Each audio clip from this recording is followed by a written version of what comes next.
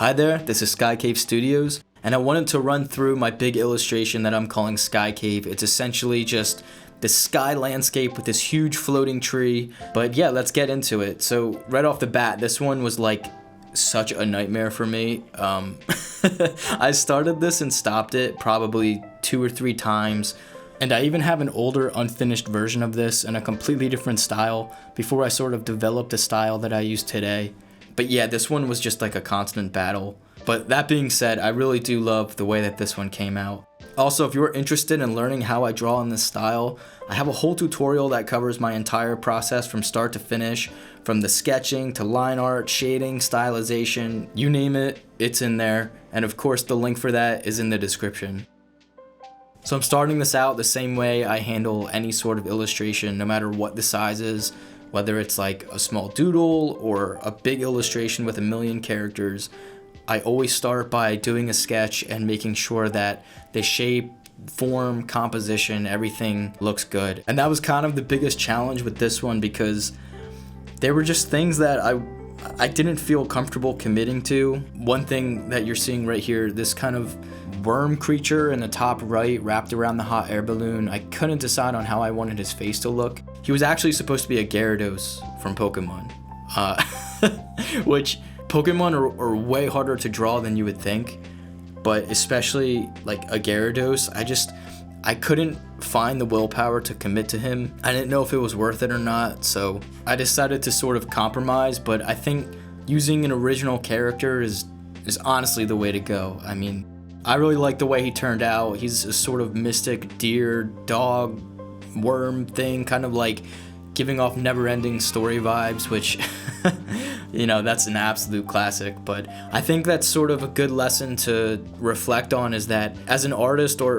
really anything, you have to be able to manage your time, you have to be able to manage your priorities, and you have to make decisions that maybe initially you're thinking, oh, I can't give this up because this is important to me or sentimental, but it might not be worth it. You might have to sort of reflect on how important that thing is. And if you come to the conclusion that that thing is important to you enough that it's worth doing all the work for, you should absolutely go for it.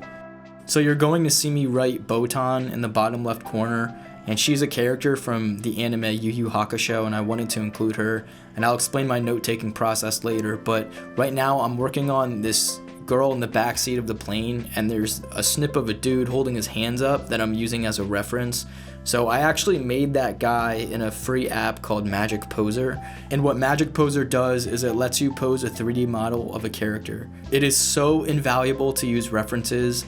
MagicPoser is probably one of the greatest tools that I've found. Every time I'm working with a weird pose that I can't figure out in my head, instead of getting frustrated and bashing my head against my desk, I will always look for some type of reference. So whether it's using that MagicPoser app, or taking a picture of yourself performing the pose, or just going online and doing an image search and finding what you need, there's really no point in letting your ego get to you and trying to brute force a pose or an illustration or anything like that. I always recommend just take like 5 seconds and search for what you need. Use tools, they're there for you. It's not cheating, it's not taking the easy way out. It's called taking the intelligent approach and doing what I mentioned before with managing your priorities and your time. I always try to work smarter and not harder. Here I am designing another character using the MagicPoser app to get the form right. Everybody was guessing who this guy was. I got a lot of comments that were like, oh, is he from Naruto? No, he's just he's just an original character that I came up with. And now here I am working on the office inside of the tree, which is actually my exact office in real life. On the screen, if you're an eagle eye and you follow my work, you'll notice that I have an animation that I made for Hunter x Hunter as my desktop background, which is how I have it in real life as well. And you can actually grab this for yourself for free on Wallpaper Engine. Just search Skycave Studios and it should pop up. Now I'm designing a fox who, in my mind, is the pet of the original character, that guy floating right next to him. I always have to include a fox, it's my favorite animal. Right here in the bottom left corner, I just brought in an illustration that I did outside of this drawing. of this guy riding this flying jellyfish. I thought that it fit. You know, one thing that I do is I look at my portfolio and the sort of inventory of characters that I've created, and I say, hey, can this fit? Can this work with something else? And if it does, I'm more than happy to include it. So I brought in a photo of Botan from Yu Yu Hakusho, which I was watching for the first time when I was drawing all of this. And I think she fits because she flies around on this little paddle. What I'm doing really is just tracing a reference and then reinterpreting her into my style. This is something I do with characters that I'm not familiar with, and then when you begin to rework them, you kind of indirectly create a character study for them, and then you figure out like how they operate, their proportions, their form, all of that. I'm doing the same thing with the 3 legendary birds from Pokemon. This was probably the first Easter egg I thought of for the entire illustration, and of course Goku's in the back riding the Nimbus cloud, and there are also the Dragon Balls in between the 2 mountains if you haven't noticed yet. So right here I'm trying to flesh out the background and try to figure out where I want these clouds to go. Now you can see these green lines popping up, and I'm using these as guides to tell myself to not put the clouds below that sort of horizontal line that's created. The main reason I do this is for the sake of balance. If one side of the clouds hangs lower than the other, then whether you know it or not, subconsciously your eye is going to be able to tell that there's a different visual weight on each side of the picture. And as a viewer, that can really make the drawing less enjoyable to look at. Here I'm doing the same thing with the trees, trying to make sure the balance looks okay, the placement looks okay, creating a kind of strict tree line that I don't want them to go above. Same thing with the clouds. And I'm finishing up the sketch and moving on to the next phase, which is the line art. This phase is really self-explanatory. I'm just essentially tracing my sketch with really clean lines. One thing you might notice is this kind of dark shadow underneath the leaves of the tree. I just call those literally dark shadows, and they represent the darkest parts of the illustration. I like to fill those with the same color as my line art. And I go into way more detail about this in my illustration tutorial. Here I'm working on that little jellyfish guy again. You can see me plop in the finished character study that I did of him that I created outside of this, and I'm just using that as a reference again. You'll keep seeing him pop up here and there. One thing you'll notice is that I'm adding notes around the entire illustration. On the jellyfish dude, there's one that says jellyfish freckles. On the little alien with the balloons on the right, there's one that says add text on color layer. And then there are a few things written in the leaves of the tree.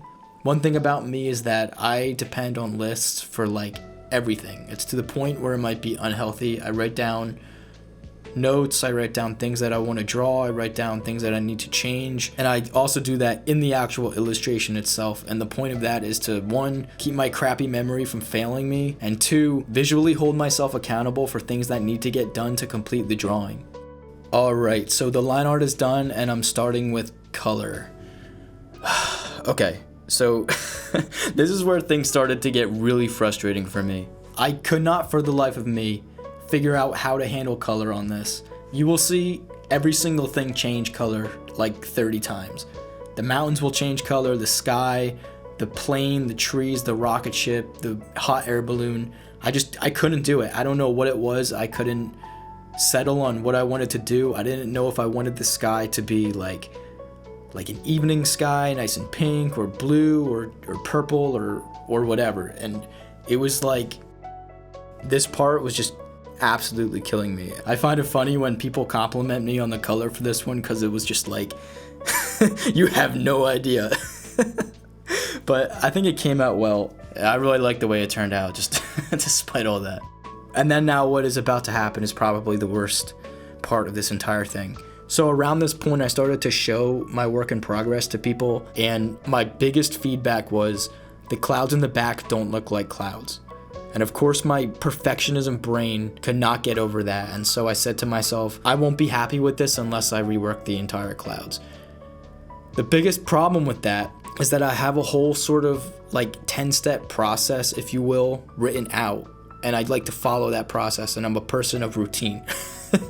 So having to go back and do things backwards, like resketch, rework the balance, redo the artwork, all of it just killed me. Like, it was so frustrating and so annoying. It took probably a whole extra night to work on it. I mean, I don't know how long this section took, but this entire illustration took like 47 hours to complete. And this might have been the worst part of the 47 hours. If not that, then maybe the color or the initial kind of sketching process where I couldn't figure out the composition or anything like that. But at that point, it's so early on in the drawing that you're not really attached to it. You're not really feeling frustrated because you don't even know if it's going to turn into anything. I promise I don't complain about every single one of my drawings. This one was special. I don't know what it was. So I'm starting the highlights now, and I'm using a guide as a reference for the direction that the light is traveling.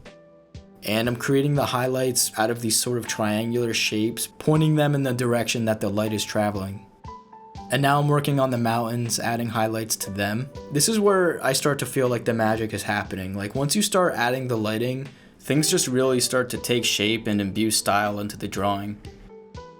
So now I'm adding shadows to everything, and this is probably the most satisfying part of the entire process for me. It just adds so much depth to your form, and I don't know what it is, but it just pushes everything to the next level.